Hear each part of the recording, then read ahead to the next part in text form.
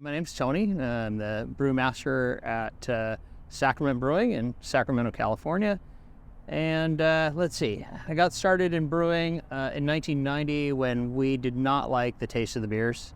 A friend and I got together, we started making our own beer because we really like English beers, but we didn't like how oxidized they were by the time they got here. Sure. So it was really just to get better drinks. That's awesome. Yeah. Did you end up in Sacramento from work, or was it? So I actually grew up in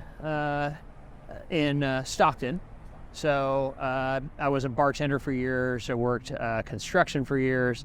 I was also a commercial photographer for about 10 years. I kind of fell in love with the service industry and being a host to people, kind of things like that. It actually turned out to be really fun for me. I started doing events for other businesses and kind of growing their business.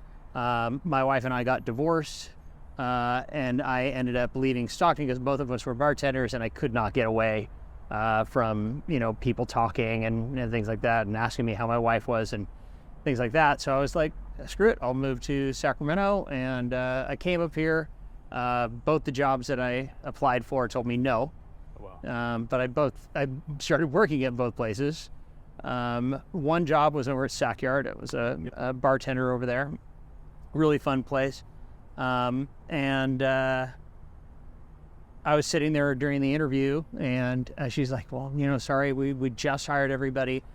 We got interrupted in the interview by the manager, and she was like, hey, our social media person didn't show up. And so when I was listening to them having this conversation, I picked up all my social media things and pictures and stuff like that, got it all ready. And I said, I'm sorry, I was, eavesdropping a little bit. And so I pulled up my phone and I showed her all the pictures, and her mouth dropped open. She asked me when I could start. Wow. And then here, I actually was kind of bummed that I wasn't finding any work. We went over to a little bar, and I sat down and had a beer, and the guy that I sat next to was the brewery operations manager for this place. Wow. And I was like, hey man, I've been a home brewer for a long time. I got experience working at other breweries. I used to work in a winery, and he was all, nope, sorry, I don't want anybody with experience.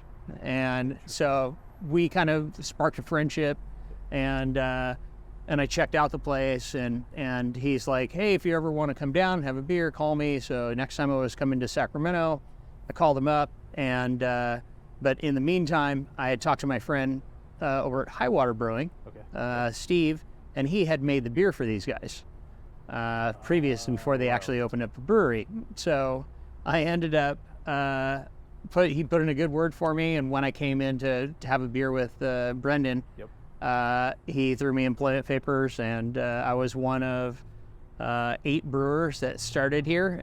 And I jumped into the head brewer position about 3 months into it. And then Brendan ended up leaving, so I took over operations and management of the whole place, and been improving the beers and trying to make some good stuff that I like and that other people like, stick with the trends.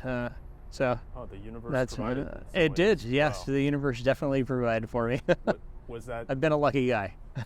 Did you ever try to force things into existence versus just letting things go? Not really. I've always been kind of like, laid back, let things, happen as they may. Interesting. Yeah. A lot of times you get that like industry person that just, they don't go to school, but they love the industry. Yeah. How do you look at that, advocating for education too, and also loving the industry? You think those two things are helpful? I think those two kind of go together. I feel like every student has worked in the service industry, and I think that they learn a lot more and become a much more well-rounded person.